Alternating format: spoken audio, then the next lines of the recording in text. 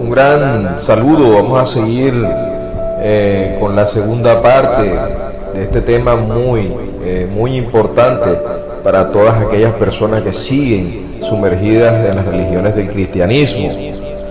Repito, el cristianismo no solamente son los protestantes, también son los católicos, los mormones, los testigos, los adventistas, los nueva era, todas las religiones que comparten los ídolos como Dios, Cristo, Señor, Jesús, Yeshua, en fin, todos estos nombres son totalmente paganos y cumplen un rol importante dentro de las escrituras. ¿Por qué? Porque ya el Creador nos había avisado de antemano que íbamos a ser engañados. Entonces, queridos ají, tengan por favor mucha paciencia y mucha calma, porque lo que voy a comenzar a publicar es algo supremamente delicado, es algo muy fuerte que impactará a muchas otras personas. A lo largo de todos los videos que he subido, me he dado cuenta que hay personas que le dan más prioridades a subir memes y mensajes absurdos que compartir estos mensajes que ayudarán a aquel semejante, ají, hermano, que se encuentra sumergido en las corrientes doctrinales de todas estas religiones. Entonces, habíamos quedado efectivamente de que el paganismo ha envuelto a todas estas religiones y que el cristianismo, en vez de rechazar toda la idolatría de todas estas religiones, lo único que hace es abrazarla. Entonces, las costumbres profanas, difíciles de sacudir, no es ningún secreto que los primeros discípulos y supervisores israelitas fueron reemplazados en la muerte por conversos del paganismo. La historia de la iglesia de Brumac dice en la página 53, el emperador romano, por la oficina del Pontifex Maximus.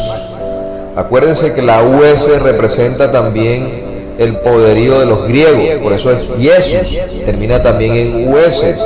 Entonces dirigió todos los asuntos religiosos cuando el cristianismo se convirtió en la religión del Estado. Constantino, gobernando desde el 306 al 337, asumió toda la autoridad en la mal llamada iglesia, que ejerció como director supremo de todo este paganismo, mitraísmo y cabalismo exotérico. Acuérdense que él era practicante de la adoración del sol. A medida que supuestamente más paganos se convirtieron a Yahushua HaMashiach, al verdadero redentor de Israel, más difícil fue resistir la fuerte influencia de las prácticas y costumbres paganas que trajeron consigo todas estas personas. En el manual de la mal llamada Biblia de Halley incluye una sección sobre la historia de la iglesia titulada Paganización de la Eclesia, que detalla acertadamente lo que sucedió desde la época de Constantino, quien fue el primer emperador cristiano. Si bien Constantino no hizo del cristianismo la religión del Estado, favoreció a los cristianos en los nombramientos y cargos oficiales después de su muerte, otros emperadores romanos favorecieron el cristianismo por encima de todos. Tenga en cuenta los comentarios de Halley. Por lo menos dice el emperador Teodosio en el 378-395 después del Mashiach, convirtió el cristianismo en la religión estatal del Imperio Romano e hizo obligatoria la membresía de la iglesia estatal. Esta fue la peor calamidad que ha sucedido en la historia. La conversión forzada llenó las iglesias de personas no regeneradas. Eso lo estamos viendo hoy en día. Miles de personas regresan a las sendas antiguas, pero todavía siguen con ese sentimiento pagano de llamar al Creador Dios o Cristo o Señor, y todavía siguen siendo cristianos, pero se disfrazan de judíos, otros de hebreos en sí. Eso es lo que está sucediendo nuevamente. Pero ahora el espíritu militar de la Roma imperial había entrado en la iglesia. la iglesia había conquistado el imperio romano, pero en realidad el imperio romano había conquistado la mal llamada iglesia, convirtiéndola en la imagen del imperio romano que hoy conocemos. Hablemos entonces de la iglesia imperial, ¿sí?, de los siglos anteriores, y se había convertido en una institución completamente diferente de la iglesia mal llamada perseguida de los primeros 3 siglos. Acuérdense que hubieron también israelitas que fueron perseguidos y no fueron cristianos, porque efectivamente muchas personas quieren hacernos creer de que los cristianos eran perseguidos, y simplemente eran aquellas personas cristianas que habían conocido la verdad de Yahushua HaMashiach y que habían abandonado el cristianismo. Entonces la iglesia los perseguía y los mataba. Entonces la iglesia imperial de aquellos tiempos obviamente los perseguía, y en su ambición de gobernar perdió y olvidó todo lo que el Mashiach había enseñado. Acuérdense que por un momento en la historia esta mal llamada iglesia había conocido, había oído de las grandezas y los milagros del Mashiach. La oración al principio muy simple, se desarrolló en ceremonias elaboradas, majestuosas e imponentes, que tenían todo el esplendor externo que había permanecido a los templos paganos. Conversión de los bárbaros, los godos o los vándalos y los hunos, que derrocaron al imperio romano, aceptaron el cristianismo, pero en gran medida su conversión fue nominal, y esto llenó aún más la iglesia de prácticas paganas. Ahora vamos a hablar acerca de la transformación de los primeros. Sí, los primeros historiadores de la emuná, que dan fe del cambio que se produjo en las primeras asambleas incipientes tras la muerte de los discípulos, todos los cuales habían sido hebreos, habían sido judíos. Es como si una cortina hubiera caído sobre sus actividades, y cuando se levanta unos 100 años más tarde se ve una situación completamente diferente. El sincretismo, la función de las prácticas paganas con la emet, o sea, con la verdad, es obvio en todas partes. Los paganos continuaron manteniendo sus antiguas costumbres paganas, pero bajo un nuevo nombre y con un significado ligeramente diferente. El deseo del hombre de hacer las cosas de su manera, rebelándose contra las órdenes de Yahweh, comenzó de nuevo en el jardín con Adán y Eva. La rebelión continuó, obligando a Yahweh a intervenir a través del diluvio, la torre de Babel, e incluso mientras los israelitas estaban siendo alimentados con maná y haciendo que Moshe los condujera a la tierra prometida. El primer capítulo de Yeshayahu o Isaías es una condena de su pueblo elegido. La rebelión contra la ley de Yahweh continúa y hoy se hace más evidente. El punto de la reprimienda de Yeshayahu es el de Yahshua, revelando que el sincretismo ha continuado a lo largo de la historia. El hombre carnal ha seguido inyectando sus propios pensamientos y conceptos en su adoración, y por lo tanto desde el principio contaminó la verdadera ceremonia y creación de nuestro puro y kadosh creador Yahweh.